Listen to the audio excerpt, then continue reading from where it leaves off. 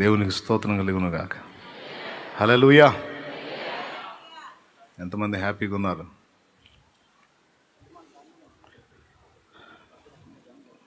Okay,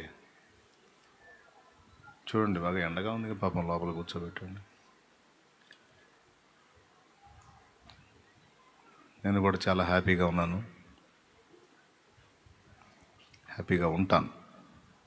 ఆమేన్. మీరు కూడా హ్యాపీగా ఉన్నారు, హ్యాపీగా ఉంటారు, అంతే.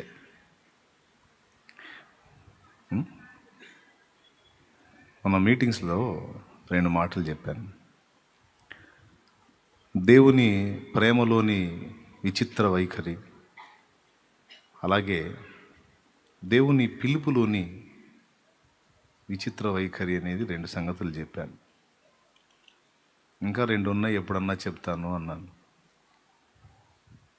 అవి కూడా ఈరోజు చెప్పమని దేవుడు ప్రేరేపించాడు. అది చెప్తాను. దేవునికి మహిమ.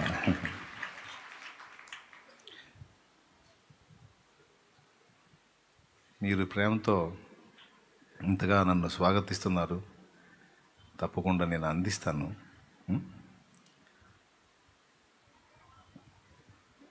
మత్తయి సువార్త 11వ అధ్యాయము 28వ వచనం మీ అందరికీ తెలుసు, ఒకసారి చదవండి. మత్తయి సువార్త 11:28. మోనిటర్లు కొంచెం ఇవ్వనాను నాకు, అక్కడ ఇక్కడ మోనిటర్లు కొంచెం చూసుకో. కూటమి అయిన తర్వాత కొంచెం బ్యాలెన్సింగ్ చేసుకోండి, మళ్ళీ మోనిటర్లు బ్యాలెన్స్ చేసుకోండి. ఏందండి ఎంతసేపు చూశారు? ప్రయాసపడి భారము మోసుకొనుచున్న సమస్త జనులారా, నా ఎద్దుకు రండి, నేను మీకు విశ్రాంతి కలుగు చేతును. నేను సాత్వికుడను, దీన మనస్సు గలవాడను గనుక మీ మీద నా కాడి ఎత్తుకొని నా ఎద్దు నేర్చుకునుడి, అప్పుడు మీ ప్రాణములకు విశ్రాంతి దొరుకును. నేను సాత్వికుడను, దీన మనస్సు గలవాడను. చాలు, చిన్న మాట ప్రార్థన చేద్దాం. ప్రేమ కలిగిన మా మహాపరిశుద్ధ తండ్రి, ఘనుడవగు దేవా, నీకు స్తోత్రము. నీ దయాపూర్వక సంకల్పాన్ని బట్టి ఆదివారం 2వ కూటంలో మమ్మల్ని అందరినీ ఇలా కలిపినందుకు స్తోత్రం. దేవా, నాతో మాతో మాట్లాడండి. నీ దాసుడు బలహీనుడు, వట్టివాడు, అపాత్రుడు, అయోగ్యుడు. ప్రభు, నీ సిలువ రక్తంతో మరొకసారి బాగా కడిగి పరిశుద్ధపరిచి మా అందరితో మాట్లాడండి. మా మనోనేత్రాలు వెలిగించండి. ఉపదేశాన్ని అడ్డగింప చూసే సైతాను, దురాత్మ, దయ్యపు అంధకార శక్తుల ప్రభావము నజరేయుడగు యేసు నామములో బంధిస్తున్నాం. మానవ ఆలోచన సంబంధమైన సంగతులు కూడా నీ వశంలోకి తీసేసుకొని పూర్తిగా నీవు నీ దాసుని నీ స్వాధీనమందు ఉంచి మిగుల ఆసక్తితో చేరి వచ్చిన నీ పిల్లలందరితో, నాతో మాతో హృదయపూర్వకంగా మాట్లాడి మాకు కర్తవ్యాన్ని బోధించి కార్యోన్ముఖులను గావించమని స్తుతి, మహిమ, ఘనత నీకే చెల్లిస్తూ యేసుక్రీస్తు నామములో ప్రార్థించి వేడుచు జవాబు పొందామని నమ్మి నిన్ను స్తుతిస్తున్నాం తండ్రి. ఆమెన్. మన ప్రార్థన విన్న దేవునికి మనసారా స్తోత్రాలు చెల్లించుదామా? ఒకసారేనా? మరి ఒకసారేనా?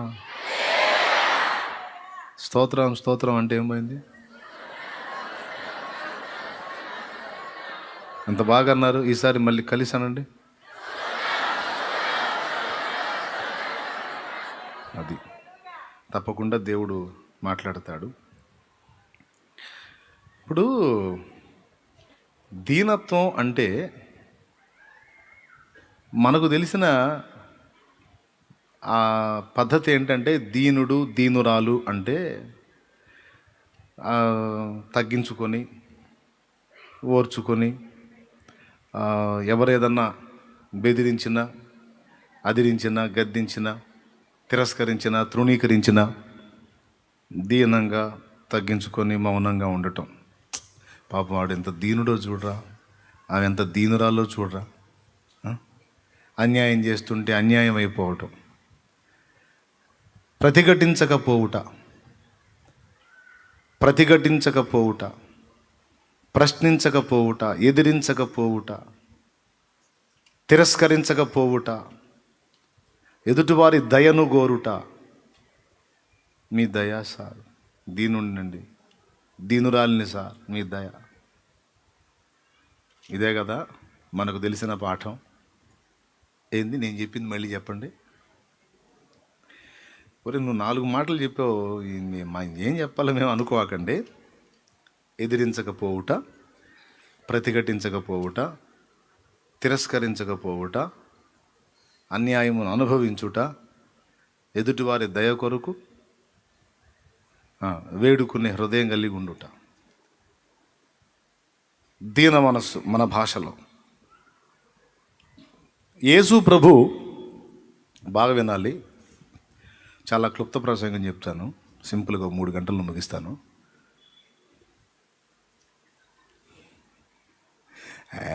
ఇంకా అది లేనట్టు నవ్వుతున్నారు. సరే చూద్దాం.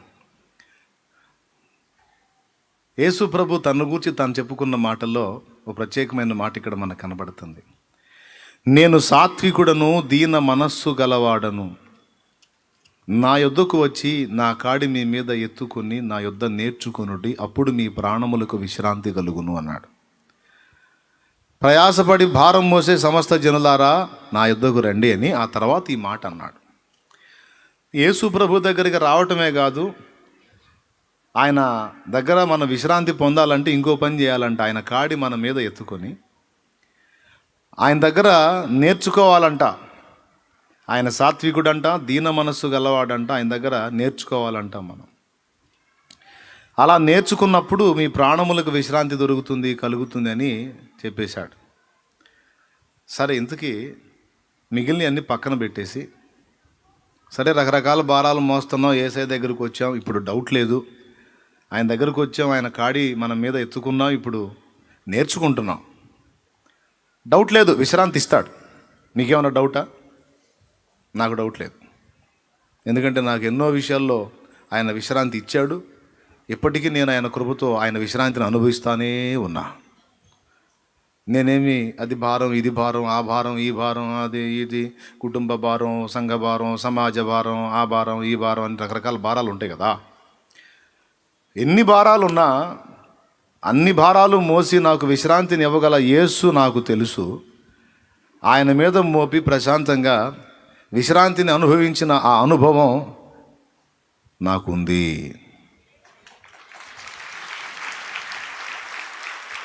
మీరు కూడా ఆయన్ని నమ్మి ఆ భారాన్ని ఆయన మీద మోపగలిగితే తప్పకుండా మీకు కూడా విశ్రాంతి దొరికిద్ది.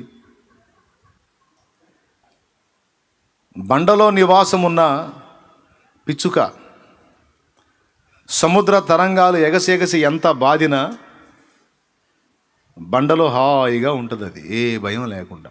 ఎందుకు? సముద్ర తరంగములారా, మీరు ఎన్ని బాధుళ్ళు బాధినా,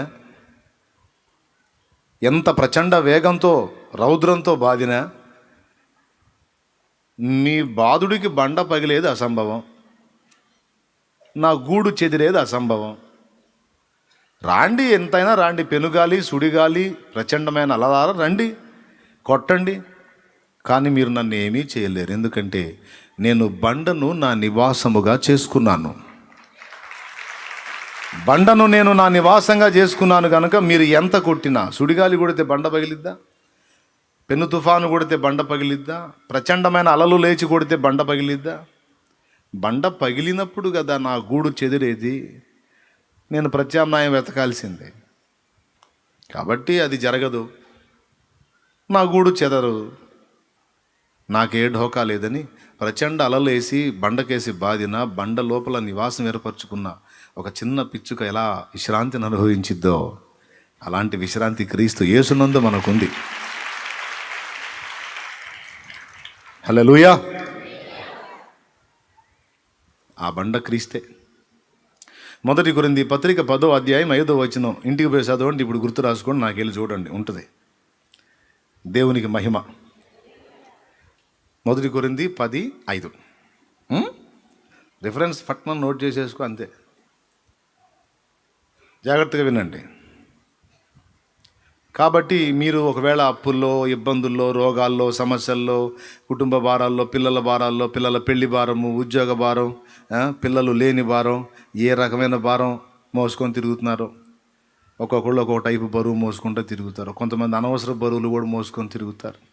కొంతమందికి వాళ్ళ గురించి అంత చింత ఉండదు, కానీ పక్క వాళ్ళ గురించి దిగులు. కొంతమందికి భర్త భారం ఏం భారమో తెలుసా? ఎక్కడ ఏ గడ్డి తింటున్నాడో అని. కొంతమందికి భార్య భారం, నమ్మకం ఉందో లేదో, నేనేమైనా మోసపోతున్నానేమో అని. పిల్లల భారం, తల్లుల భారం, అప్పుల భారం, ఆ భారం, ఈ భారం, ఏ భారం. మీ భారాలన్నీ దించుకునే చోటు యేసయ్య పాద సన్నిధి. విశ్వాసం ఉంచిన వాడు కలవరపడ్డాడు, డౌట్ లేకుండా భారం ఆయన దగ్గర వేసేస్తాడు. ప్రశాంతంగా ఆయన వైపు చూసి, ఎన్నొచ్చినా నాకు ఉన్నావుగా నువ్వు, భయం లేదులే, నీ రెక్కల నీళ్ళు నాకు ఆశ్రయం ఉంది అని భరోసా ఉంచితే రిలాక్స్. ఎవని మనస్సు నీ మీద ఆనుకుంటుందో వాని సగం శాంతి గలవానిగా చేయుదు అన్నాడా? పూర్ణ శాంతి గలవానిగా చేసేదవు. కాబట్టి ఆయన మీద నీ మనసు పూర్తిగా ఆనుకోగలిగితే ఎంతటి ప్రతికూలత అయినా భయం అక్కర్లేదు. శాంతి నిన్ను వదిలిపెట్టిపోదు. ఏ శాంతి పోదు? మీ ఇంటి పక్కన శాంతి కాదు, ప్రభువు ఇచ్చే శాంతి. శాంతిని మీకు అనుగ్రహించుచున్నానంటే మళ్ళీ ఏ శాంతి అనుకుంటారో అని, నా శాంతినే మీకు అనుగ్రహించుచున్నాను అన్నాడు. హలే చెప్పు గట్టిగా. సరే, పాయింట్కి వద్దాం. సరే, ఇప్పుడు మీరు ఈ ముక్క ఎందుకు చెప్పానంటే, ఇప్పుడు వచ్చి కూర్చున్నా కూడా మళ్ళీ ఇది ఒక దిగులు నాకు. ఎందుకంటే నా అప్పుల సంగతి ఏమో యేసయ్య మాట్లాడే అప్పుల సంగతి ఏందా అని మళ్ళీ మీరు దేవుడిని అడుగుతూ ఉంటారు కదా. దేవుడు చెబుతున్నాడు, నేనున్నాను, ఆ భారం నా మీద వెయ్యి. ఒకవేళ ఎవడన్నా అవమానపరిస్తే అవమానం పొందు, వాని ఎదుటనే నేను నిన్ను గనపరుస్తాను, నువ్వే ఫీల్ అవ్వకు, ధైర్యంగా ఉండని దేవుడు మాట్లాడు. అప్పుల గురించి ఎందుకు చెప్పావు? ఎన్ని కష్టాలు ఉంటే అప్పులే. ఎందుకంటే ఇక్కడ మన మెజారిటీ అదే సంఘం. అప్పులోళ్ళు చేతులు ఎత్తండి, నాకు అప్పులు ఫుల్గా ఉన్నాయి అన్నోళ్ళు చేతులు ఎత్తండి. సిగ్గెందుకు? చెయ్యొత్తు. అది చూడండి, అన్ని చేతులు లేచినాయి. అందుకని బహు నమ్మకంతో చెప్పాను అనమాట ముందు ఆ మాట. ప్రభువుకి మరుగైంది ఏది లేదు. ఇంకొకటి, ప్రభు సర్వశక్తి గల దేవుడు, తప్పకుండా సహాయం చేస్తాడు. ఒకవేళ ఎవడన్నా నిన్ను అవమానపరిచి ఆరడిపరిస్తే పరవని ఆనందంగా అప్పచెప్పుకో. ఎందుకంటే ఈ అవమానాలన్నీ పూదండలుగా మారుతాయి నీకు.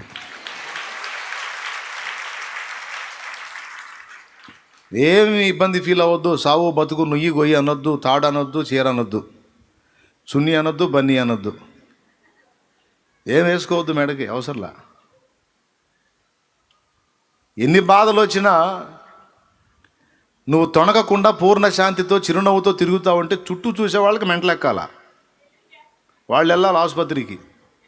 ఎందుకురా నువ్వు ఇట్లా అయిపోయావంటే, మా ఇంటి పక్కన ఒకడు ఉన్నాడండి, వాడు మెంటలు ఎక్కిస్తున్నాడు నాకు.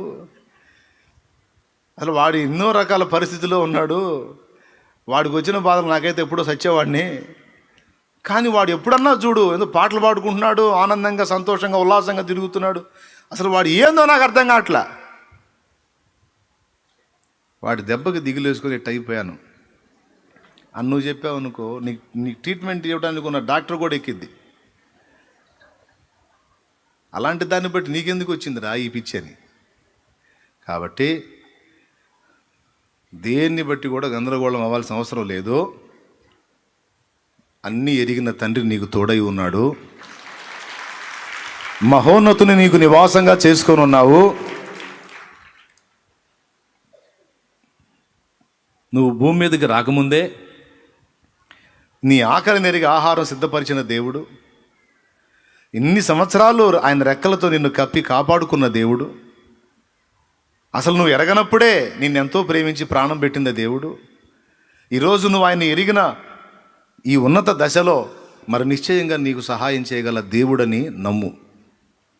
ఆయన ఎరగకుండా ఇష్టానుసారంగా బతికినప్పుడే నిన్ను ప్రేమించి కాపాడుకున్నాడే, ఆయన ఎరిగిన ఈ దినాన్ని నిన్ను వదిలిపెడతాడా? మరి ఎందుకు తలకాయ నిండా తట్టడు అనుమానం పెట్టుకొని అల్లాడుతూ ఉంటావు? ఏం పర్వాలేదు, కృంగిపోవద్దు, దిగులు పడొద్దు, విచారపడొద్దు. అప్పు సమస్య ఒక్కటే కాదు, ఏదైనా ఏసై చెప్పాడా అప్పులు మాత్రమే నా వల్ల ఇది, కానీ ఇక రోగాల సంగతి నాకు తెలియదని, కానీ కుటుంబ పరిస్థితులు నాకు తెలియదు, కేసులు నాకు తెలియదు, ఏమన్నా అవి కొంచెం కష్టం బ్రదర్ అని ఏమన్నా అన్నాడా నీతో? నువ్వు చెప్పు, నోరు తెరిసిన ఆయనకి అసాధ్యమైంది ఏది? ఏదైనా. ఓకేనా? రైట్. అన్నీ సెటిల్ చేయగలడు. నమ్ముతున్నావా? సగం సున్నానా, సంపూర్ణ సున్నానా? నమ్మితే ఒకసారి చేయెత్తి స్తోత్రం చెప్పు. గుడ్. ఇప్పుడు ఈ మాట ఎందుకు చెప్పానంటే, ఇప్పటిదాకా ఎందుకు చెప్పానంటే, ఇక ముందు చెప్పే సంగతులు మీ మైండ్కి ఎక్కాలంటే ఈ దిగుళ్ళన్నీ పోవాలా. నేను ఏ విషయాలు చెప్పినా అప్లోడ్ సంగతి ఏందో మరి వాడు, అందుకని నేను చెప్పే పోతాయి. అందుకని ముందే మీలోంచి ఆ గందరగోళం అంతా పక్కకి నెట్టేశా. ఓకేనా? ఉన్నాడు కదా? ఉన్నాడా లేడా? చేస్తాడా? డౌట్ లేదుగా. ఇప్పుడు పాయింట్కి వద్దాం. నేను దీన మనస్సు గలవాడను అన్నాడు కదా. ఇప్పుడు దీన మనస్సు అంటే ఏందో ఇందాక చెప్పుకున్నాం. కానీ యేసయ్య నాది దీన మనస్సు అని చెప్పిన దానిలో కూడా మనకి కొంచెం విచిత్రమైన ధోరణి కనిపిస్తుంది. నేను సాత్వికుడను దీన మనస్సు గలవాడను అంటాడా? అన్నప్పుడు ఇక ఎవడు గదిలిచ్చినా సైలెంట్గా ఉండాలి, దీనంగా ఉండాలి, గొర్రె పిల్లలాగా ఉండాలి. అవునా? రివర్స్ అవ్వచ్చా? మరి కొంతమంది ఆయన దగ్గరకు వస్తుంటే కొంతమందిని కదిలించుకొని మరి సర్పములారా, సర్ప సంతానమా అన్నాడు. అనొచ్చా? దీన మనసు గల్లోడట్ట అనొచ్చా? సరే వదిలే. అయ్యో శాస్త్రులారా, పరిసయులారా, వేషధారులారా, మీరు సున్నం కొట్టిన సమాధులు, మీ గోరీలు అన్నీ శృంగారంగా అలంకరించబడి ఉంటాయి, లోపలంతా అసహ్యంతో ఉంటుంది, కుళ్ళుతో ఉంటుంది, కల్మషంతో ఉంటుంది. బొందలగడ్డకు పోతే అద్భుతమైన అందమైన సమాధులు కనపడతాయి, సమాధుల తోటకు పోతే పాలరాతి కట్టడాలు, కట్టడం క్రింద ఏముంటుంది?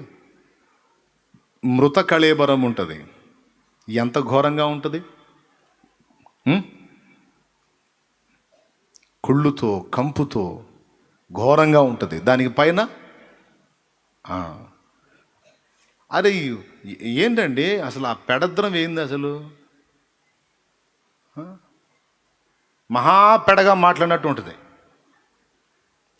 ఏదో మీ దగ్గరకు వస్తున్నారు, వచ్చిన వాళ్ళకి అసలు దీనంగా, ఏదో ప్రేమగా, అసలు మంచితనంగా, ఎవరిని నొప్పించకుండా, తాను అవ్వకుండా అలాగ దీనంగా దాటేసేయాలా? అరే వచ్చిన వాళ్ళని చూసి సర్పములారా అంటాడు, సర్ప సంతానం అంటాడు, మీరు మీ అపవాది, మీ తండ్రి యొక్క అపవాది సంబంధులు అంటాడు. మళ్ళీ నేను దీన మనసు గలవాడిని అంటాడు. ఏమన్నా అర్థమవుతుందా? కాలేదా?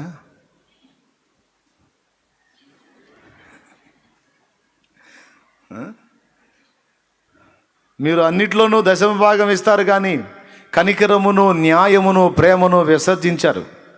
అయ్యో రాబోచున్న నరకం నుండి మిమ్మల్ని ఎవడు తప్పించును అంటాడు. మీరు ప్రవేశించరు, ఇంకొకరిని ప్రవేశించనియరు. నరకములో మీ అగ్ని ఆరదు, పురుగు జావదు. మీ గతి సొదొమ గతి కంటే, గొమొర్రా గతి కంటే మీకంటే వాటి గతే ఓరవదగిందే ఉంటుంది. ఏయ్ అన్నట్టు ఉంటుంది అండి డైలాగ్. ఇంతే ఉంటుందా? లేకపోతే శాస్త్రులారా, పరిసయులారా, మీ గతి సొదొమ గొమొర్రా వారితో పోల్చుకుంటే మీకంటే వారి గతి బాగుంటుంది, అంత ఇబ్బంది పడతారు నాయన మీరు అన్నట్టు ఏమైనా అంటాడా?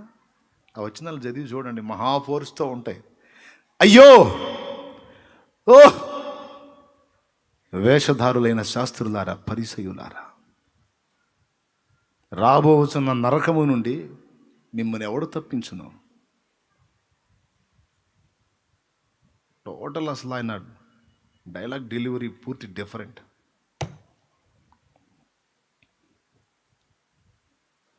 ప్రభువా ప్రభువా అని పిలుచు ప్రతివాడు పరలోక రాజ్యములో ప్రవేశించడు. ఏయ్ వింటున్నావా? ప్రభువా ప్రభువా అని పిలుచు ప్రతివాడు పరలోక రాజ్యములో ప్రవేశించడు గాని పరలోకమందున నా తండ్రి చిత్త ప్రకారము చేయువాడే దానిలో ప్రవేశించును అంటాడు. ఎంత ఘాటైన వ్యాఖ్య.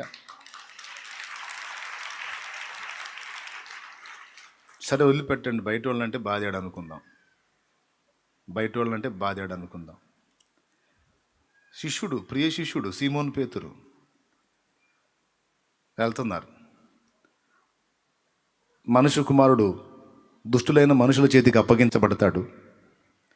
వారు ఆయన్ని హింసల పాలు చేసి చంపెదరు. మూడవ నాడు ఆయన తిరిగి లెగుస్తాడు అని సిలువను గురించి చెబుతాడు. యేసయ్య అంటే సీమోను పేతురికి మహాప్రేమ. వెంటనే వచ్చి అప్పటికి 2-3 సార్లు వినున్నాడు. 2-3 సార్లు విని అంటాడు వచ్చి, ఇదిగో ఆగు, అసలే ఆయన చెయ్యి పట్టుకొని. ఎవరు చెయ్యి? స్తోత్రం చెప్పండి అయ్యా, గట్టిగా చెప్పండి అయ్యా, ఇంకోసారి చెప్పండి అమ్మా. అయితే పక్కన వాళ్ళని చూడండి, ఆ పక్క వాళ్ళని ఈ పక్క వాళ్ళని చూడండి. నా కోసం కళ్ళు మూసుకొని ప్రార్థన ఏమైనా చేస్తున్నారా ఏంది? అందరూ సజీవులే కదా. యేసయ్య చెయ్యి పట్టుకొని, నీకు ఆ సిలువ దూరం అయిపోవును గాక, ఊరికే సిలువ అంటావు ఏంది, ఎక్కడికి నువ్వు పోయేది అని అంటే యేసయ్య ఏమనాలా? సీమోను, నేనంటే ఎంత ఇష్టం సీమోను నీకు, నిజంగా నీలాంటి శిష్యుడు ఉండటం నిజంగా నాకెంతో ధన్యకరం. కానీ ఏం చేద్దాం సీమోను, తప్పదు సీమోను అన్నాడా? మరేమన్నాడో? ఆయన చేయి పట్టుకొని ప్రభువుని గద్దిస్తున్నాడు. సిలువ అంటావు ఏంది, ఎక్కడికా పోయేది, మేము అన్నీ వదిలిపెట్టి నీ దగ్గరికి వస్తుంది, నువ్వు ఆడుకోపోతాను అంటావు, భలేవాళ్ళగా ఉన్నావు, సిలువలో ఎరుగా అంటే అది చూసి సాతానా వెనకబో, నువ్వు మనుషుల సంగతుల్ని విచారిస్తున్నావు కానీ దేవుని సంగతుల్ని విచారించలేదు అన్నాడు. అట్టనుంటాడా?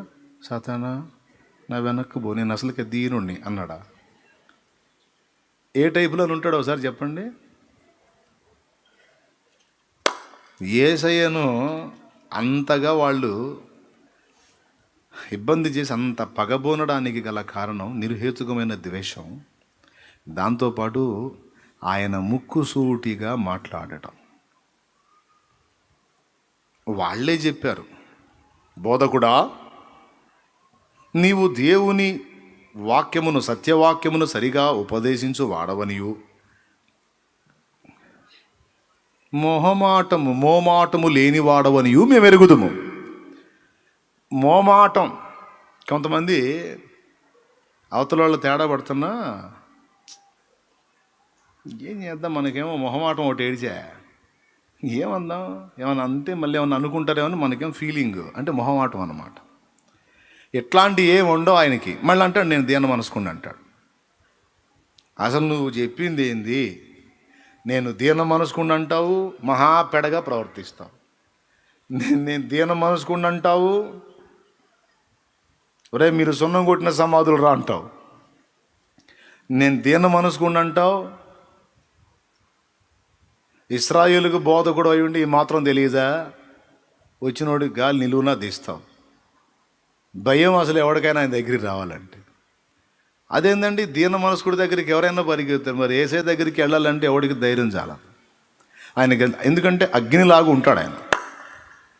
ఇప్పుడు చెప్పండి, యేసయ్య దీనుడేనా? యేసయ్య నిజంగా సాత్వికుడేనా? దీనుడేనా? దీనుడైతే ఇంత పెడగా మాట్లాడతారండి. ఏంది ఆలోచిస్తున్నారు? ఇప్పుడు ఏం చెప్పాలనే నేను చెప్పనా? దీనుడే.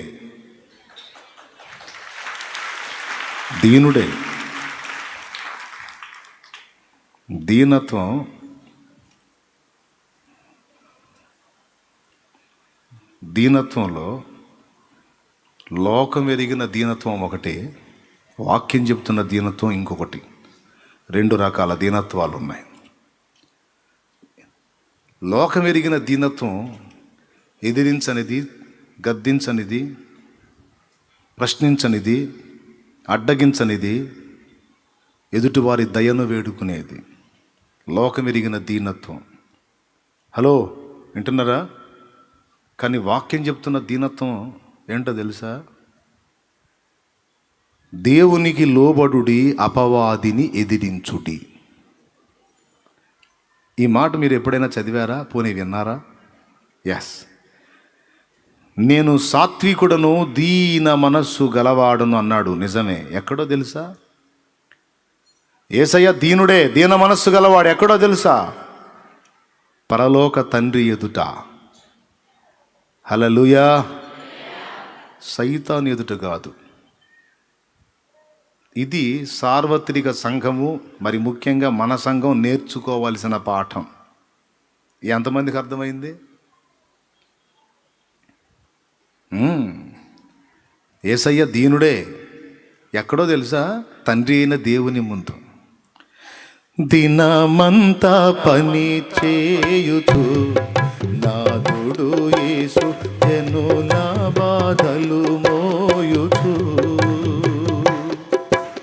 దినమంతా పని చేయుచు నాదుడు యేసు జనుల బాధలు మోయుచు. లీనుడు మరుగౌ వేళ జనకుని కడకేగి. ఈనుడు మరుగౌ వేళ జనకుని కడకేగి. మనసార విశ్రాంతి అనుభవించెడి చోటు. కరుణ పీఠము చేరరే, దేవుని కృప చరణాస్థలిని చేరరే. కరుణ పీఠము చేరరే, దేవుని కృప చరణాస్థలిని చేరరే.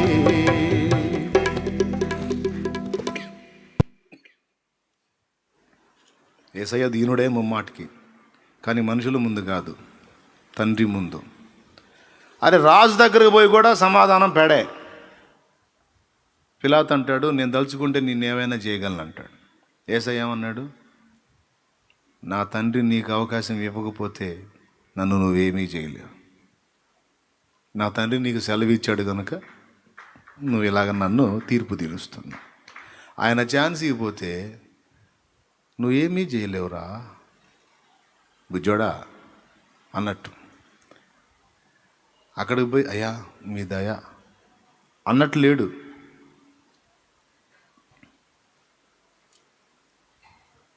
నీవు యూదుల రాజువా? నీవన్నట్టే. సగం సమాధానం. నీవు యూదుల రాజువా? నీవన్నట్టే. యేసయ్య స్టోరీ మొత్తం మీరు గమనించండి. ఆయన వ్యవహారం మొత్తం ఎక్కడ కూడా రాజీ పడ్డట్టు కానీ, లాలూచి పడ్డట్టు కానీ, మోమాట పడ్డట్టు కానీ ఉండడం. అంతా రివర్స్ గేర్ వేసినట్టే ఉంటుంది. గమనించండి మీరు. ఎంతమందికి అర్థమైంది ఈ పాయింట్? నిజమేనన్నా అని. మరి అంత రివర్స్ గేర్లు వేసుకుంటా, అందరినీ పగ చేసుకుంటా నేను దీనుని అంటాడు. ఏంది అదే దీనత్వం అనేది? ఎక్కడ ప్రదర్శించాలో ఎక్కడ ప్రదర్శించకూడదో అది క్రైస్తవుడికి తెలిసి ఉండాలి. దీనుడు దీనుడై ఉండాలి. వాక్యంలో ఉంది కదా, పేతురు రాసిన పత్రిక 5వ అధ్యాయం 13వ వచనమా? 5వ అధ్యాయము 13 కాదు 6, 5, 6. దేవుడు అహంకారులను ఎదిరించి దీనులకు కృప అనుగ్రహించు. అది అహంకారం ఉండకూడదు, మనం దీనులుగా ఉండాలి. అక్క ఎట్లుండాలి? అక్క మనం దీనంగా ఉండాలి. ఎట్లుండాలి అక్క? సప్పుడు చేయకూడదు, దీనంగా ఉండాలి. అరే బజార్లో అంతా కేకలేశాడు, మీరు సున్నం కొట్టిన సమాధులు రా అన్నారు. మీరు పళ్ళాన్ని గిన్నెని వెలపలగా అడుగుతారు, కానీ లోపలంతా దోపుతోనూ అజితేంద్రియత్వంతోనూ ఉంటుందిరా మీ మీ మీ గిన్నెలు మీ పళ్ళెలన్నీ లేకే అన్నాడు. అంతా కదిలించుకోవటమే, అంతా పెడగ. సరే ఏనే అనుకుంటే యోహాను ఏమైనా తక్కువ తిన్నాడా? యోహాను అంతే. సరే వీళ్ళిద్దరే అనుకుంటే స్టెఫన్ ఏమైనా తక్కువ తిన్నాడా? సహోదరులారా అని 7వ అధ్యాయం మొత్తం ఎన్నో విషయాలు మాట్లాడి చివరికి సడన్గా ముష్కరులారా అన్నాడు. ఏందిరా, అప్పుడు దాకా మంచిగా సహోదరులారా మన పితరుడైన అబ్రహాం అలా చేశాడు, మోషే ఇలాగా, యోసేపు ఇలాగా, యాకోబు అలాగా అని అన్నీ చెప్పి ముష్కరులారా అంటే అర్థం ఏంటో తెలుసా? వంచని మెడ గలవారలారా. సింపుల్గా చెప్పాలంటే ఒరే పడేషులారా. దేవునికి స్తోత్రం. అర్థమైందా? ముష్కరులారా అనేసాడండి. ఆ మాటకు రాళ్ళు తీసుకుని కొట్టి చంపేశారు. ఇది ఎక్కడి దీనత్వం నాకు అర్థం కాదు. నేను కానీ అట్లా చేశాను అనుకో వెంటనే మనోళ్ళు లేదు. ఎందుకన్నా శాలేమన్నా దారిని పోయాయని తగిలించుకుంటావు. ఎందుకన్నా మనం నోరెత్తకూడదన్నా, మన మౌనం ఉండాలన్నా అనేవాళ్ళు తయారయ్యారు నాకు. ఇప్పుడు నేనేం చేయాలి చెప్పండి? ఇప్పుడు నన్ను దేవుడు పిలిచిన పని నేను చేయాలా లేదా?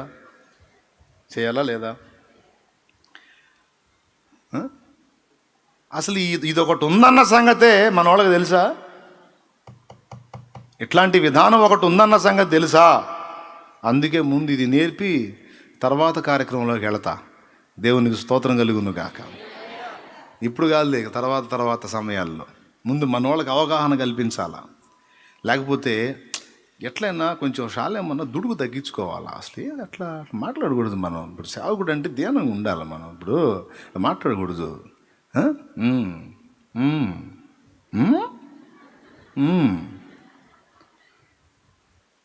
నేను దీని విషయంలో అవగాహన కల్పించలేదనుకో, మన పిచ్చోళ్ళే పిచ్చిగా ఆలోచించే అవకాశం ఉంటుంది. అందుకని ముందు మన వాళ్ళ క్లారిటీ ఇస్తున్నా. దేవభక్తి సాధన చేసేటువంటి ఏ భక్తుడైనా దీనుడన్నది నిజమే. ఆ దీనత్వంలో ఒక వింత వైఖరి ఉంది. ఏమిటి ఆ దీనత్వం యొక్క ప్రత్యేకత అంటే, అది దేవుని ముందు తగ్గించుకుంటుంది, దేవ విరోధి ముందు ఎగసిపడుతుంది.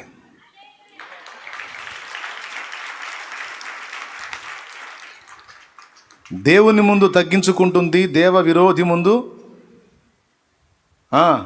ఎదురు తిరుగుతుంది, అడ్డగిస్తుంది, పెడగా వ్యవహరిస్తుంది. = దీనత్వం. దేవుని ముందు తగ్గించుకుంటుంది ప్లస్ దేవ విరోధి ముందు తిరగబడుతుంది. చెప్పు, ఏం రాస్తావు? లోబడుతుంది, తిరగబడుతుంది. లోబడుతుంది ప్లస్ ఎదురిస్తుంది, తిరగబడుతుంది, ప్రశ్నిస్తుంది. దీనత్వం. దేవునికి మహిమ. నిజంగా అర్థమైందా? అర్థమైతే మనస్ఫూర్తిగా మళ్ళీ ఒకసారి చెప్పండి. ఎంత స్తుతిస్తే అంత మంచిది, ఇబ్బంది ఏం లేదు. ఎక్కువసార్లు ఎందుకు చెప్పిస్తానంటే, నేను చెప్పే మాటల విలువ మీరు గ్రహించి ప్రతి పాయింట్ని తీసుకోవాలని అట్లా కదిలిస్తా. విషయానికి వస్తున్నా, జాగ్రత్తగా వినాలి. దావీదు దీనుడా కాదా? దేవుని ముందుకెళ్ళి దేవా అని ఎంత దీనంగా వేడుకుంటాడు.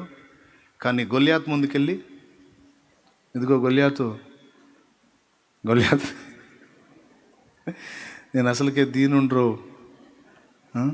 మన గొడవలో గొల్యాత్ ఓకేనా అన్నాడా? ఏమన్నాడు మరి?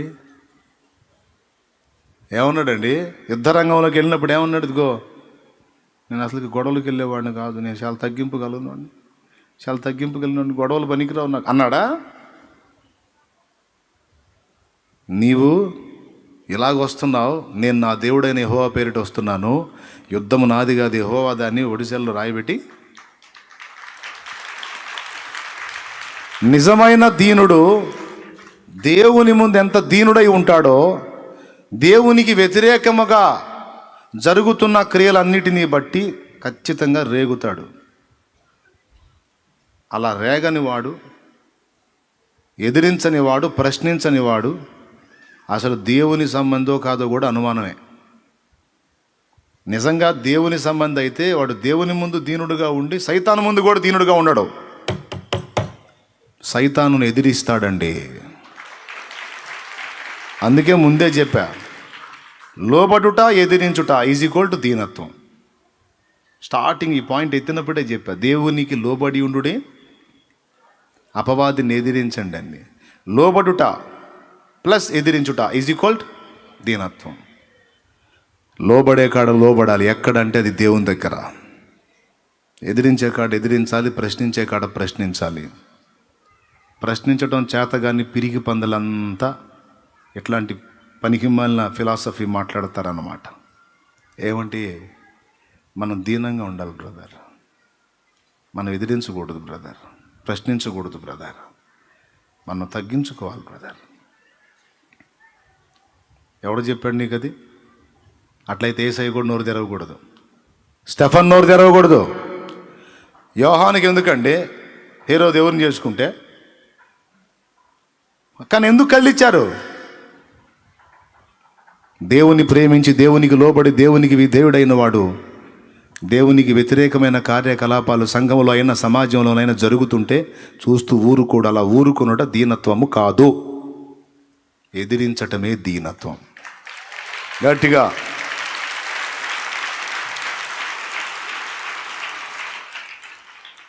ఎంతమందికి అర్థమైంది? ఈ టైపు దీనత్వం ఇంతవరకు మీరు విన్నారా?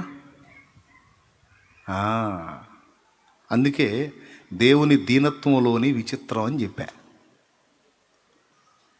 ఓకేనా? చాలు. ఇప్పుడు 4వ పాయింట్లోకి వెళ్దాం. దేవుడు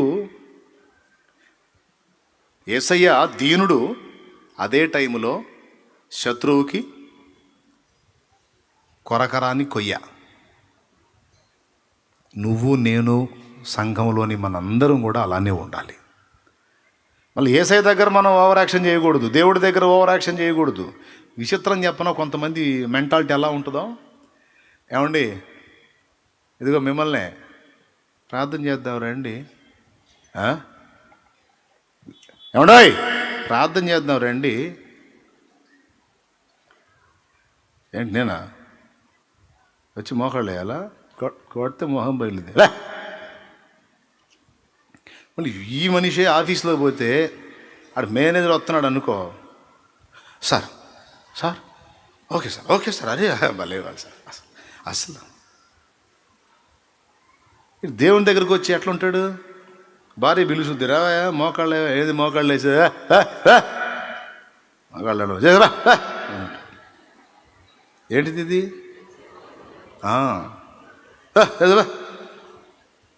ఆఫీస్లో అమ్మ రోబోట్ అయిపోతాడు బిడ్డ, బెగసకపోతాడు. సార్ నుంచి సార్ సార్. పోలీసు వాళ్ళు కూడా కొంతమంది భక్తి గల పోలీసు వాళ్ళు, కొంతమంది పెడతరుగా ఉండేవాళ్ళు ఉంటారు. పై అధికారం సార్. ఇంటికాడ భార్య పిలిచిందానికి ప్రార్థన అదే. పోలీసు వాళ్ళనే కాదు, ఉద్యోగస్తులనే కాదు, అన్ని రకాల వాళ్ళలా ఉన్నారు ఈ టైప్ వాళ్ళు.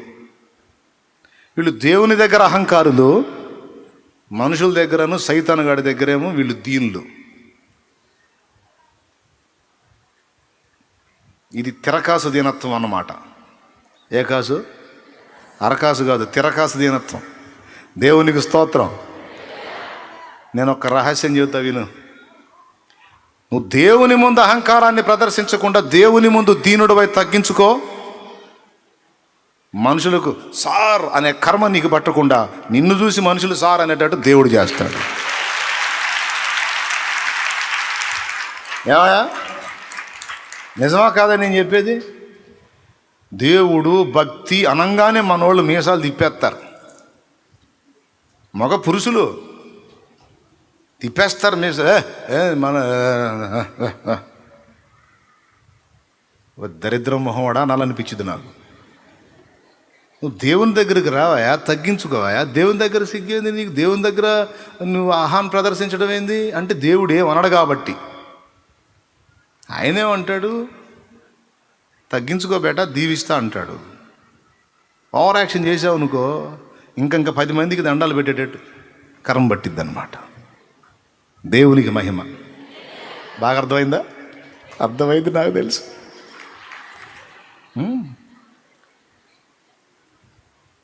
నేను చెప్పినట్టు చేయను. దేవుడు అనగానే సాష్టాంగపడు, సాగిలపడు, తగ్గించుకో, అమ్మో నా ప్రభు, అమ్మో నా దేవుడు, అయ్యో అను. ఎవరి దగ్గర నువ్వు దండాలు దాసకాలు పెట్టే అవసరం లేకుండా చేస్తాడు ఆయన.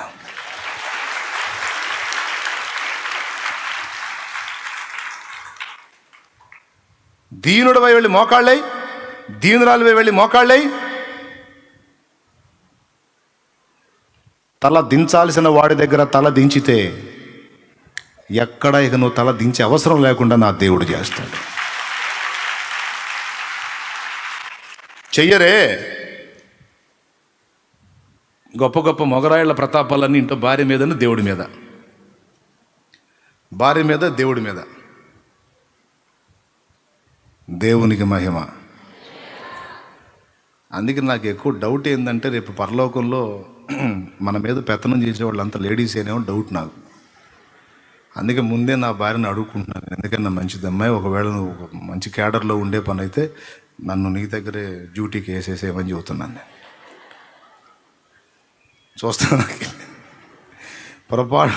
పొరపాటున నిన్ను నా దగ్గర డ్యూటీ వేయిస్తే అక్కడ కూడా నువ్వు కూర్చొని నా చేత చేపిస్తూ ఉంటాను.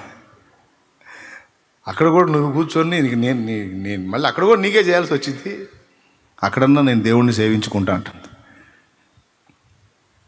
జోకు.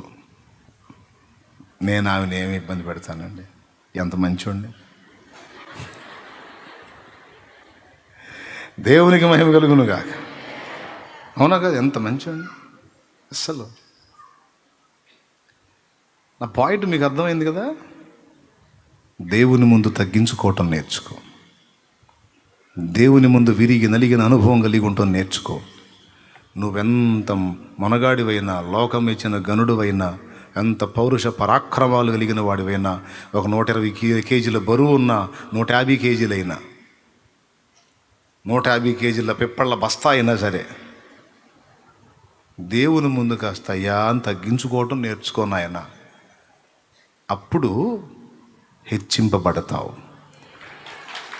లోకము నేర్చిన దీనత్వం పనికిమాలిన దీనత్వం. లోకం నేర్చిన దీనత్వం పనికిమాలిన దీనత్వం. దేవుడు నేర్పుతున్న దీనత్వమే అసలు సిసలైన దీనత్వం. ఇది గొప్ప గొప్ప ప్రఖ్యాతిగాంచిన వ్యక్తులను మీరు గమనించినట్లయితే వారు దేవుడు అనగానే బెండైపోతారు, తగ్గించుకుంటారు. అందుకే వారిని దేవుడు హెచ్చించాడు. నా మట్టుకు నేను నేర్చుకుంది అదే. వాళ్ళు ఎంతటి వాళ్ళైనా సరే, ఎంత అధికారులైనా, ఎంత ఏ స్థాయి వాళ్ళైనా సరే, గడగడలాటం హమారకు మాలూమ్ నై. అమ్మో సార్ గారు వస్తున్నారు, నిలబడతా. సిరియా సైన్యాధిపతి వచ్చాడు, ఒక రేంజ్ ఆఫీసర్, ఆయన పేరు నయమాన్, ఊరు సిరియా, జబ్బు కుష్టు. దేవునికి స్తోత్రం, హల్లెలూయా. వచ్చాడు. అది ఇంట్లోంచి బయటికి కూడా రాలే. ఎలీషా వచ్చాడా? సరేలే, ఎలీషా సంగతి కాదు, ఎలీషా చెప్పాడు అనమాట. నయమాన్ వచ్చాడా? సరే వెళ్ళి ఆ యోర్దాన్లో 7 సార్లు మునగమను, తగ్గిపోద్ది పొమ్మని అన్నాడు. అసలు దైవ సేవకుడు ఇంట్లోంచి బయటికి రాకపోతే మనకి ఎంత కోపం. పొద్దుననంగా వచ్చామన్నా, లోపల నుంచి ఇంతవరకు బయటికి రాలేదు. ఏం పాస్టర్ ఇంకేం తప్పితే లేరు అయింది మరి ఓవరు. పొద్దుననంగా వచ్చాం, ఎంతసేపు చూడాలి ఆయన కోసం అని అప్పటిదాకా ఎదురు చూసినంత తిట్లు తిట్టిపోతారనమాట. లెక్క చేయడు. నీకేం కావాలి? పరిగెత్తకుండా బయటకు వచ్చి ఏం సార్ అనాలా? లేకపోతే నువ్వు వచ్చిన సమస్య తీరాలా? సమస్య తీరాలని వచ్చావు, పో యోర్దాన్లో 7 సార్లు మునిగిపో. అధికారి వచ్చాడు, పెద్ద మునగాడు వచ్చాడు, ఆయన వచ్చాడు, పుట్టింగ్ వచ్చాడు, ఎంత వచ్చాడు అంత వచ్చాడు, తీసి దిబ్బలో కొట్టేసాయి ఇవన్నీ. నేను నా దేవునికి సాగిలపడువాడను, దేవునికి భయపడువాడను. అంటే అధికారులందరినీ తిరగబడి తృణీకరించమని ఎగతాళి చేయమని చెప్పట్లా నేను. వాళ్ళ ముందు గర్వంగా ఉండమని చెప్పట్లా. నువ్వు ఉండాల్సిన పద్ధతిలో ఉండు. That is your duty. నీ పాటలేదో పడు. కానీ ఒకటి మాత్రం నిజం, మనుషులకు భయపడి వంగంగా దండాలు పెట్టి దేవుని దగ్గర మాత్రం ఓవర్ యాక్షన్ చేయొద్దు. దేవునికి భయపడి దేవుని దగ్గర వంగంగా దండాలు పెట్టు, మనుషులు నీకు సాగిలు పడేటట్టు దేవుడు చేస్తాడు.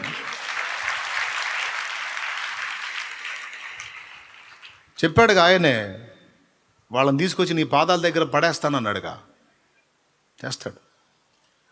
ఇది బాగా ఎక్కాలి మైండ్కి. అందుకే అట్టు తిరగేస్తున్నా 3 సార్లు. చెల్లి హాయ్ విన్నా, దేవునికి మహిమ. ఈ అట్టు పక్కన పెడదాం, 4వ అట్టు దగ్గరికి వద్దాం. 4వది ఏంటంటే దేవుని ఆలోచనల్లోని విచిత్రం. మొదటిది దేవుని ప్రేమ చెప్పా అక్కడ. 2వది దేవుని పిలుపులోని విచిత్రం. అంత పనోళ్ళని పిలుచుకుంటారు ఏదన్నా, కానీ యేసయ్య పిలుపు చూసావా? అందరూ వీడు పనికి రాడని వదిలేశారే, వాళ్ళని పట్టుకుని రా, నువ్వు పనికొస్తావు నాకు రా అని పిలుస్తాడు. ఫస్ట్ క్లాస్ వాళ్ళని కాదు, 0లో కూడా పెద్ద సైజు 0 తెచ్చుకుంటారు చూడు, 0. వాళ్ళకు కూడా తెలుసు, యేసయ్యో నువ్వు నన్ను పిలుస్తున్నావు, పనికి మాలోళ్ళు ప్రపంచంలో ఎవరన్నా ఉంటే వాళ్ళలో ముందు వచ్చేది నా పేరే అని నువ్వు అంటావు చూడు. అదే అందుకే నాయన నువ్వు కావాలదా. అది 2వది. ఏ శరీరియు దేవుని ఎదుట అతిశయింపకుండానట్లు లోకంలో ఉన్న జ్ఞానుల్ని సిగ్గుపరచడానికి వెర్రి వారిని దేవుడు ఏర్పరచుకున్నాడు. బలవంతులను, ఎన్నికైన వారిని సిగ్గుపరచడానికి, తృణీకరించడానికి బలహీనులను, ఎన్నిక లేని వారిని ప్రభు ఏర్పరచుకున్నాడు. విరిగిన దానిని లోకంలో ఎవరు కోరుకుంటారు, విరిగిన మనసును వాడుకునే నీతో ఎవరు సరిరారు. విరిగిన దానిని లోకంలో ఎవరు కోరుకుంటారు, విరిగిన మనసును వాడుకునే నీతో ఎవరు సరిరారు. దీనులను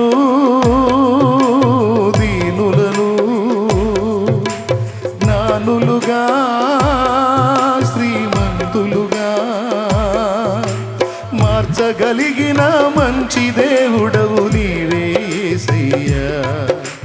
మార్చగలిగిన మంచి దేవుడవు నీవే యేసయ్యా. నీవు లేకపోతే నా బ్రతుకే లేదయ్యా, నువ్వు చేరదీయపోతే నా మనసే చేదయ్యా. నీవు లేకపోతే నా బ్రతుకే లేదయ్యా, నువ్వు చేరదీయపోతే నా మనసే చేదయ్యా. దేవునికి మహిమ. విరిగిపోయాను, ఎవరికి పనికి రాను, నేను ఎందుకు పనికి వస్తాను అని ఆ ఆలోచన ఎవరిలో ఉంటుందో వాళ్ళని స్పెషల్గా దృష్టించి నువ్వు కావాలి నాకు రా అంటాడు ఆయన. నేను ఇక మనం కాస్త పర్లేదులే, మనం కాస్త పర్లేదు అన్నండి, నువ్వు కాస్త పర్లేదు నువ్వు పక్కన ఉండి అంటాడు. నువ్వు కాస్త పర్లేదు నీకు బాగా తెలుసులే కానీ పక్కన ఉండి అంటాడు. అంటాను చూడు లేదా, దా నువ్వే రావాలరా. ఇది ఖాళీ పాత్ర ప్రభు, ఏ సరుకు లేదు, నీకేం పనికి వచ్చింది లేదురా, ఖాళీ పాత్రే కావాలా. ఏదన్నా సరుకు ఉంటే వాడి సరుకు ఉపయోగిస్తాడు, నాకెందుకు మీ సరుకు, వద్దొద్దు నాకు ఖాళీ పాత్రలు కావాలా. ఇది ఖాళీ పాత్ర కూడా కాదు ప్రభా, పగిలిపోయిన పాత్ర, నేను అతికించుకొని వాడుకుంటుందాయా.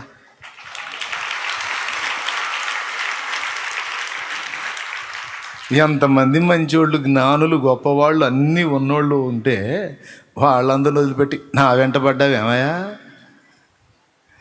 నీకు ఒకటి తెలుసురా, అందుకని ఏంటి ప్రభువా, నా దగ్గర ఏమీ లేదన్నది నీకు తెలుసురా, అదొక్కటి నీ అర్హత. అర్థమైందా? నా దగ్గర ఏమీ లేదన్న సంగతి తెలుసురా నీకు. ప్రపంచంలో చాలామంది మనుషులు ఉన్నారు కానీ వాళ్ళకి అది అర్థం కావట్లేదురా. వాళ్ళు వాడుకుందామంటే ప్రతి ఒక్కడు మనం కొద్దిగా పర్లేదు మన దగ్గర కత్తి సరుకుంది అనుకుంటున్నాడు, అందుకని వాళ్ళని పక్కన పెట్టాల్సి వచ్చింది. నువ్వు ఒక్కడవే నాకు స్పెషల్గా కనపడుతున్నావు. ఏంటి ప్రభా నా దగ్గర ఏమి లేదని గుర్తించావురా? అవునా ప్రభా? అవునాయనా నీ దగ్గర ఏమి లేదని తెలుసు కదా నీకు? అవును. ఏదన్నా ఇప్పుడు నువ్వు వాడబడితే అది నాదే కదా? అవును ప్రభా. దా. ఏ శరీరియో దేవుని ఎదుట అతిశయింపకుండా ఉన్నట్లు నీలాంటి వెర్రివాడే కావాలరా, బలహీనుడే కావాలరా, చేతగాని వాడే కావాలి. నువ్వు దద్దమ్మని నేను దద్దమ్మని అంటున్నావు, దద్దమ్మ నువ్వే కావాలి. మా ఇంట్లో ఎవరు నన్ను గౌరవించరు ప్రభా, మా వీధిలో గౌరవించరు, మా ఇంట్లో మా ఫ్యామిలీ ఒప్పుకోదు నన్ను.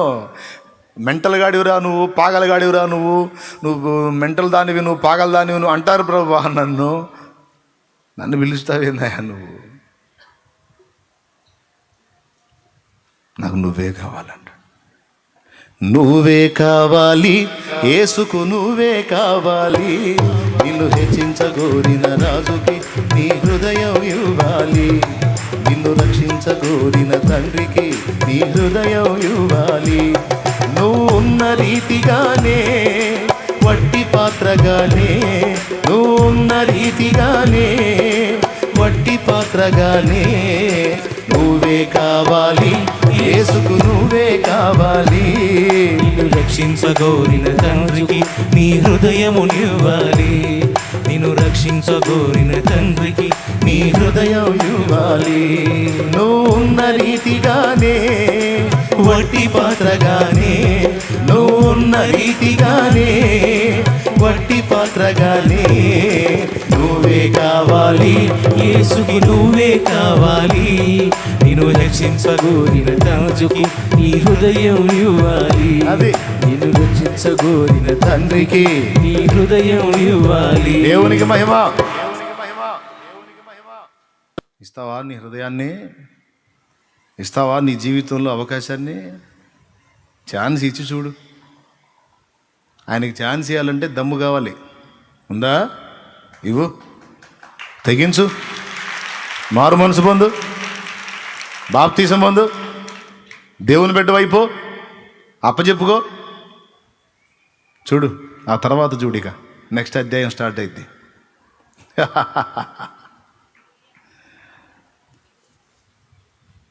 ఆయన ప్రేమ విచిత్రం, ఆయన పిలుపు విచిత్రం, ఆయన దీనత్వం విచిత్రం. ఆయన దీనుడే దేవుని ముందు, దయ్యం ముందు కాదు. దయ్యాన్ని ఉతికి ఆరేస్తాడు. కొంతమంది దయ్యాన్ని బతిలాడుతుంటారు. సాతానా పో, సాతానా యేసునామములో పో.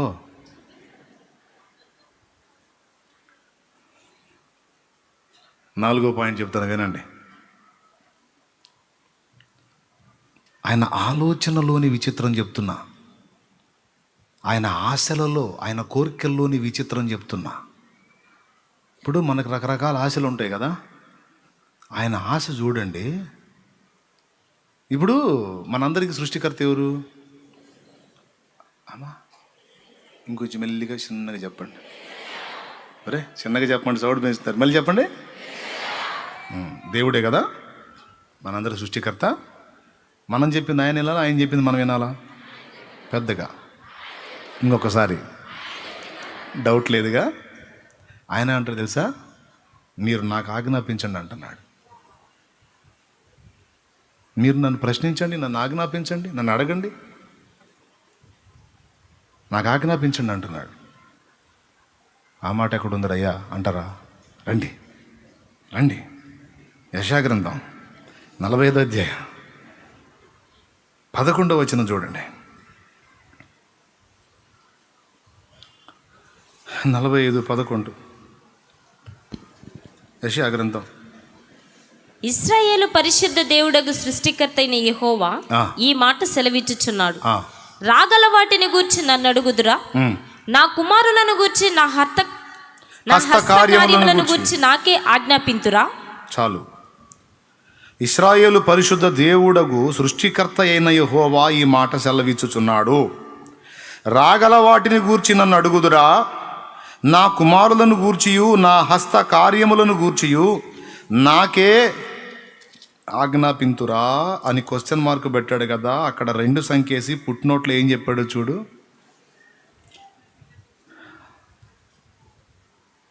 ఇప్పుడు ఈ ఆజ్ఞాపించుడి అనేదాన్ని అక్కడ చేర్చి చదువు. నా కుమారులను గూర్చియు నా హస్త కార్యములను గూర్చియు నాకే ఆజ్ఞాపించండి. ఉందా అసలు బైబిల్లో ఉందా? ఆజ్ఞాపింతురా కాదు, ఆజ్ఞాపించుడి. ఇప్పుడు ఏమర్థమైంది మీకు? అసలు మనల్ని ఆజ్ఞాపించాల్సినోడు ఎవరు? దేవుడు. అంత పెద్ద దేవుడిని మనం ఆజ్ఞాపించటం ఏంటి? కానీ ఆయన అడుగుతున్నాడు, మీరు నన్ను ఆజ్ఞాపించాలి అని. అంటే దాని మీద కొంచెం ధ్యానిద్దామండి. భలే మాట అది, కొద్దిగా ధ్యానిద్దాం. ఏదో అందరు కలిసి ఒకసారి స్తోత్రం చెప్పండి ప్రభుకి. ఇప్పుడు నిశ్శబ్దంగా వినండి. దేవుడు తండ్రి హృదయం కలిగిన వాడు. తండ్రి కంటే ఎక్కువ మమత మన మీద, పితృవాత్సల్యం అంటాం కదా, అంతకంటే ఎక్కువ మమత ఆయనకి మన పట్ల. ఆయన ఆశ ఏంటో తెలుసా? ప్రభువా నీవు ఆజ్ఞాపించు, నీ చిత్తము నెరవేరుస్తానని మనం అనటం కాదు. నా కుమారుడా, నా కుమారి, నువ్వు తండ్రి నువ్వు చెప్పు నేను వింటాను అనటమే కాదు, అవసరమైతే నన్ను కూడా ఆజ్ఞాపించగల అంతస్తుకు నువ్వు ఎక్కాలి అంటున్నాడు ఆయన. ఇది ఒక కీలకమైన సంగతి అండి, మర్చిపోవద్దు, గుర్తుపెట్టుకోండి. నన్ను కూడా ఆజ్ఞాపించగల స్థాయికి నువ్వు ఎక్కాలి. అంత పరిణతి నీలో రావాలి, అంత మెచ్యూరిటీ నీలో రావాలి, అంత ఎదుగుదల నీలో రావాలి. అది నా ఆశ అని ఎదురు చూస్తున్నాడు ఆయన. అది నా కోరికే. ఇప్పుడు నా మాట వింటలేదండి నా పిల్లలు. నేను ఒకటి చెబుతా, వాడు ఒకటి చేస్తుంటాడు. లాడిస్తున్నారు అనుకో, ఓ పెద్ద ఆయన గొడవ. ఏది పెద్ద ఆయన నీకు వాళ్ళంటే అవి వినట్లేదు. ఇప్పుడు నా మాట వింటే ఎంత బాగుండు, అవునా? ఇక్కడ కూర్చున్న వాళ్ళలో మీ పిల్లలు కూడా మాట విన్నప్పుడు నీ ఫీలింగ్ ఏంది? ఇదే కదా. వినట్లేదు అంటే ఏం కోరుతున్నావు? నీ మాట వినాలి. వాడు నీ మాట వినేవాడైతే, నా పిల్లలకి ఏమండి బంగారం అయితే నా మాట అడుగు దాటిపోరు. స్తోత్రం. అస్సలు అడుగు దాటరు, ఏది చెబితే అదే. సహజంగా తండ్రి ఆనందం ఇది. నా మాట నేను ఏది చెబితే అది దాటిపోరు నా పిల్లలో. అంతటితో దేవుడు తృప్తి చెందడు. నా మాట చొప్పున కంట్రోల్ అవ్వటమే కాదు, అవసరమైతే నాకు కూడా కొన్ని సంగతులు తండ్రి ఇది ఇలా చేద్దాం, ఇది ఇలా చేద్దాం అనగలిగే ఆ మెచ్యూరిటీకి, ఆ పరిపూర్ణతకి, ఆ పరిణతి చెందిన అనుభవంలోనికి నా పిల్లలైన మీరందరూ రావాలి. ఇది నా కోరికే అంటున్నాడు. బైబిల్లో కొంతమంది ఆ మెట్టుకు వచ్చారు. బైబిల్లో కొంతమంది భక్తులు ఆ అంతస్తుకు చేరారు. చేరి వాళ్ళు దేవునితో ఎంత చనువుగా వ్యవహరించారో మనం చూడొచ్చు బైబిల్లో. ఆదికాండం 18లో కానీ మీరు చూడగలిగితే, నేను చేయబోనది అబ్రహామునకు దాచెదనా, అబ్రహాము నిశ్చయముగా బలము గల జనమగును. ఆదికాండం 18వ అధ్యాయము కనపడలేదా వచనం?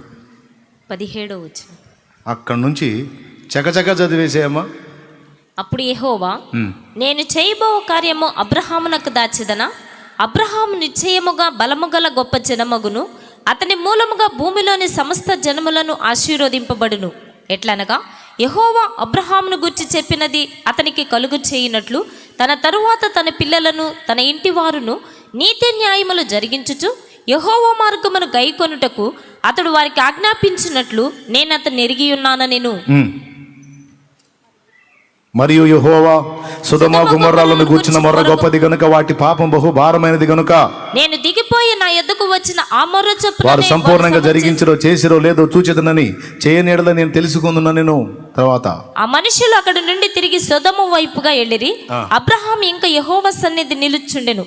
అప్పుడు అబ్రహాం సమీపించి ఇట్లనెను, దుష్టులతో కూడా నీతిమంతులను నాశనము చేయుదువా?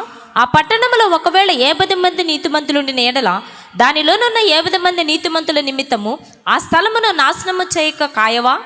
ఆ చొప్పున చేసి దుష్టులతో కూడా నీతిమంతులను చంపుట నీకు అలాగు దూరమవును చేసి దుష్టులతో కూడా నీతిమంతులను చంపుట నీకు దూరమవును గాక. నీతిమంతుని దుష్టులతో సమముగా ఎంచుట నీకు దూరమవును గాక.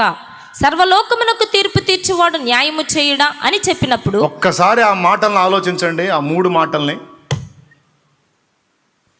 ఎంత ధైర్యం అండి అబ్రహాంకి! ఎవరిని మాట్లాడుతున్నాడు ఈ మాటలో? దుష్టులతో పాటు నీతిమంతుల్ని సమముగా చేసి చంపుతాడా? అలాంటి తప్పు దేవుడు చేస్తాడా? ఏమయ్యో, అట్లా చేయటం నీకు దూరమవును గాక. నీతిమంతుల్ని పాపులతో పాటు నాశనం చేయటం నీకు దూరమవును గాక. చూడు, దుష్టులతో కూడా నీతిమంతులను చంపుట నీకు దూరమవును గాక. ఆ, సర్వలోకమునకు తీర్పు తీర్చువాడు న్యాయము చేయడా అని చెప్పినప్పుడు యెహోవా చాలు. లోకం మొత్తాన్ని తీర్పు తీరుస్తావు కదయ్యా, న్యాయం చేయవా? మనం అనగలమా ఈ మాట దేవుణ్ణి? నువ్వు అనగలవా? నీకు ఆ దమ్ము ధైర్యం ఉందా? కానీ అబ్రహాం ఏందండి అంత ఫ్రీగా వదిలేశాడు ఆ మాటని. నీతిమంతుల్ని దుష్టులతో సమముగా ఎంచుట నీకు దూరం అవును గాక, దుష్టులతో పాటు నీతిమంతుల్ని చంపుట నీకు దూరం అవును గాక, సర్వలోకమునకు తీర్పు తీర్చువాడు న్యాయం తీర్చడా? దేవుడు ఏం చేయాలా? ఏం అబ్రహాం పిచ్చి పిచ్చిగా ఉందా? కొడితే మొహం తిరిగిపోద్దేమనుకుంటున్నావు? ఎట్లా కనపడుతున్నాను? నాకేం జడ్జిమెంట్ తెలియదు అనుకుంటున్నావా? ఎవడు నీతిమంతుడో ఎవడు దుష్టుడో నాకు తెలియదు అనుకుంటున్నావా? ఎట్లా ఎదుగుతాను అట్లా? అసలు కాదా, నీతిమంతుడిని దుష్టుడిని కలిపి ఈక్వల్గా ఎలా చేస్తాను నేను? అసలు ఎలా అలా ఎలా ఎలా అనుకున్నాను?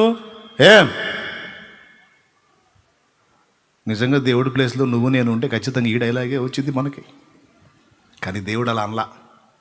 ఏమన్నాడు తెలుసా? చిరునవ్వు నవ్వి చదువు.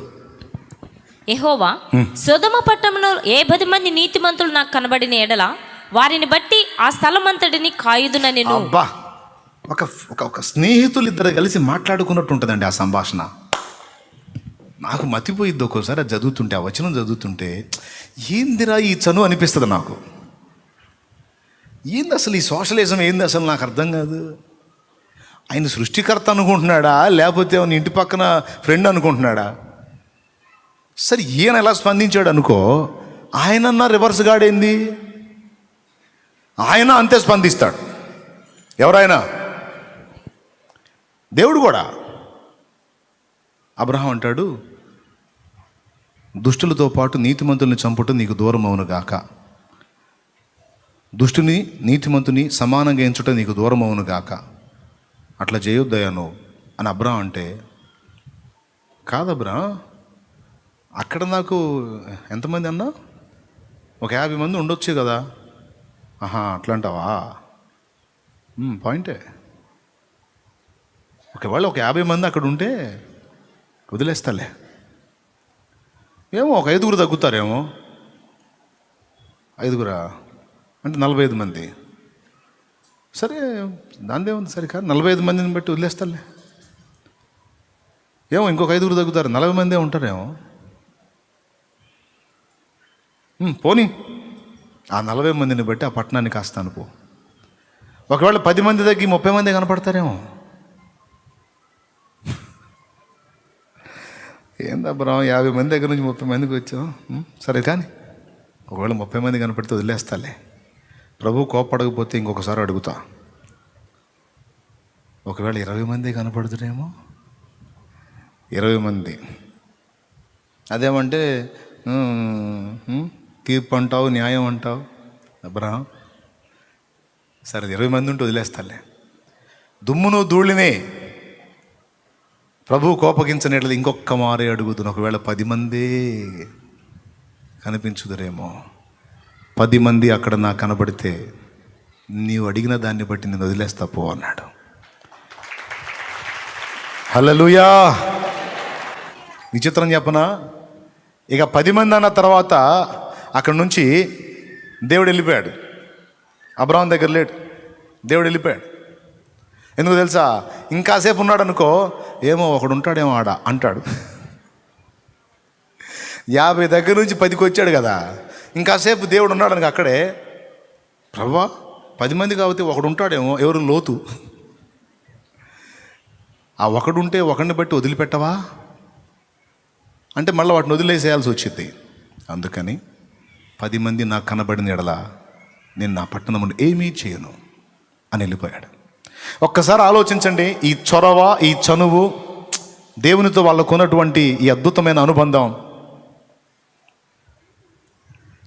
దేవుడు దాన్ని ఎలా తీసుకుంటాడంటే ఒకసారి ఆలోచించండి. అబ్రహాం యొక్క పరిణతి ఎలా ఉందన్నమాట, ఎదుగుదల అంత డెవలప్ అయి ఉంది. ఎంత ఫ్రీ అంటే దేవునితో స్నేహం, దేవునితో నడక ఒక ఫ్రెండ్తో గడిపినట్టు గడిపేశాడండి. దేవుడు కూడా అంత చనువుగా వ్యవహరించాడు అబ్రహాంతో. మనం దేవుడు అనగానే గడగడలాడిపోతూ బిగుసుకుపోయినట్టుగా, ఏదో గందరగోళం అయిపోయినట్టుగా కాదు. తగ్గించుకోవాలి, దీనత్వం కలిగి ఉండాలి, ప్రేమించాలి. కానీ దేవుడు అంటే బిగసకపోవటం కాదు, ఫ్రీగా దేవుని సమీపించాలి. దేవుడు నీ తండ్రి, నీ ప్రియుడు, నీ స్నేహితుడు, నీ సహకారి, నీ సమాచారకుడు, నీ న్యాయమూర్తి. దేవుడు నువ్వు దేవుడు. అద్భుతమైన సహవాసం. అబ్రహాంకి అది అందులో ఎదుగుదల ఉంది. అందుకే అబ్రహాము చెబితే దేవుడు విన్నాడు. అబ్రహాము చెబితే దేవుడు విన్నాడు. అబ్రహాము ప్రశ్నిస్తే దేవుడు జవాబు చెప్పాడు. అబ్రహాము ఆజ్ఞాపిస్తే దేవుడు లోబడ్డట్టుగా చేశాడు. చూడండి, నాకే ఎదురు చెబుతావా, నాకంటే నీతిమంతుడవా, జాగ్రత్త అనలా. ఆన్సర్ ఇచ్చాడు దేవుడు. అర్థమైందా, అర్థం కాలేదా? అర్థం కాకపోతే చేతులు ఎత్తండి, మళ్ళీ చెబుతా. లేదన్నయ్య అర్థమైందండి, చేతులు ఎత్తండి. దేవునికి మహిమ. మన నుంచి ఆ ఎదుగుదలను దేవుడు ఆశిస్తున్నాడు. కిలోమీటర్ తీసుకెళ్ళి పెట్టాడు మా వాడు కుర్జీ. దేవునికి స్తోత్రం కలుగునుగాక. హల్లెలూయా. ఏమంటున్నాడు? నాకు ఆజ్ఞాపించండి, నా కుమారులను గూర్చియు నా హస్త కార్యములను గూర్చియు నాకు ఆజ్ఞాపించండి. యెషయా గ్రంథం 45లో ఆజ్ఞాపించాడు నిజంగానే అబ్రహాము. ఇంకొక ఆయన కూడా మనం చూడొచ్చు. నిర్గమాకాండం 32వ అధ్యాయం ఒకసారి మీరు చూసుకుంటే తొందరగా తిప్పేసినానా. నిర్గమాకాండం 32వ అధ్యాయము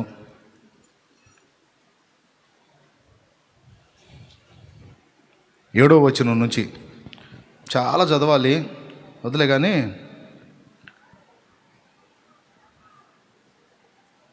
9వ వచనం నుంచి చదువమ్మా. మరియు యెహోవా ఇట్లనెను, నేను ఈ ప్రజలను చూచి ఉన్నాను, ఇదిగో వారు లోబడనొల్లని ప్రజలు. మోషే ధర్మశాస్త్రం తీసుకొని రావడానికి కొండెక్కితే మోషే వెళ్ళి 40 రోజులు అయిపోయింది, ఉన్నాడో పోయాడో తెలియదని వీళ్ళంతా డ్యాన్స్ పార్టీ పెట్టారు, దూడబొమ్మని చేసుకొని. ఏం పార్టీ? డ్యాన్స్ పార్టీ పెట్టారు. కడుపులో మండిపోయింది దేవుడికి. తెచ్చింది దేవుడు బయటికి, వాళ్ళేమో ఐగుప్తీల దేవతను చేసుకొని ఎగురుతున్నారు, దూడం చేసుకొని. చదువు. కావున వీరు లోబడనొల్లని ప్రజలు, కావున నీవు ఊరకుండము, నా కోపము వారి మీద మండును, నేను వారిని కాల్చివేసి నిన్ను గొప్ప జనముగా చేసేదనని మోషేతో చెప్పగా. ఈయన ఊరకుండు అని చెప్పనే ఎలా, చంపేస్తే పోయిద్దిగా ముందే. కొడుకు ఇంటికి వస్తున్నాడు, వాడేదో తప్పు చేశాడు, భర్త చెబుతాడు అన్నమాట భార్యకి, ఏయ్ వాడు అంతు తేలుస్తా, నీకెందుకు, నువ్వు అడ్డు రావద్దు అన్నట్టు. అంటే అర్థం ఏంటో తెలుసా? వాడిని తంతాను, నువ్వు అడ్డురా అని. దేవునికి స్తోత్రం కలుగును గాక. వాడిని తంతాను, మళ్ళీ కఠినంగా నువ్వు అడ్డు రాకపోతే మళ్ళీ దెబ్బలన్నీ పడిపోతాయి వాడికి, ఇదిగో కొంచెం అడ్డురా అని చెప్పకనే చెప్పినట్టు. నువ్వు అడ్డు వస్తే అంటే ఏంటి? నేను వాడిని తన్నేటప్పుడు వంటగదిలో వంట చేసుకునేవు, లైన్లో ఉండు నువ్వు అని. అర్థం కాలేదా? నేను చేయగలిగింది ఏం లేదు. అట్లాగా నీవు ఊరకుండుము, ఈ జనం మొత్తాన్ని ఒక దెబ్బతో నాశనం చేసి నీలో నుండి జనాన్ని రప్పించి ఆశీర్వదిస్తాను, గొప్ప జనంగా నిన్ను చేస్తాను అన్నాడు. అప్పుడు మోషే అన్నాడు, మోషే తన దేవుడైన యెహోవాను ధన్యవాదాలు దేవా, బ్రతిమాలుకొని కృతజ్ఞతాస్తుతులు దేవా, నిజంగా నా ఎడల ఇంత ప్రేమ చూపుటకు నేను ఏ పాటి వాడను తండ్రి. అలాగే కానీ తండ్రి, ఈ దరిద్రులతో నేను కూడా అల్లాడిపోతున్నాను నాయన, వేసి పడేసే ప్రభా, దరిద్రం వెళ్ళిపోయింది, నా వంశాన్ని దీవిస్తావా తండ్రి, స్తోత్రం ప్రభా అన్నాడా? చూడేమన్నాడు? మోషే తన దేవుడైన యెహోవాను బ్రతిమాలుకొని, యెహోవా, నీవు మహాశక్తి వలన బాహుబలం వలన ఐగుప్తు దేశంలో నుండి రప్పించిన నీ ప్రజల మీద నీ కోపము మండనేలా? ఏమయ్యా, అంత కష్టపడి వాళ్ళని బయటికి తీసుకొచ్చి ఒక్క దెబ్బతో చంపుతానంటావేమయ్యా, నువ్వు అంతా ఇంత కోపం అయితే ఎట్లా నీకు? వామ్ము వామ్ము వామ్ము, ఏందది? చదువు. ఆయన కొండలలో వారిని చంపునట్లును, భూమి మీద నుండి వారిని నశింప చేయనట్లును, కీడు కొరకే వారిని తీసుకొని పోయినని ఐగుప్తులు ఎలా చెప్పుకొనవలెను? వాళ్ళ అన్యుల మధ్యలో అంత హడావుడి చేసి తెచ్చావు, వీళ్ళ మధ్యలో చంపుతావు, వాళ్ళు ఏమనుకుంటారు? అంత కోపం అయితే ఎట్లా నీకు? కాదు మోషే, వాళ్ళని తెచ్చింది నేనైతే, వాళ్ళు చూడు ఏం చేస్తున్నారో.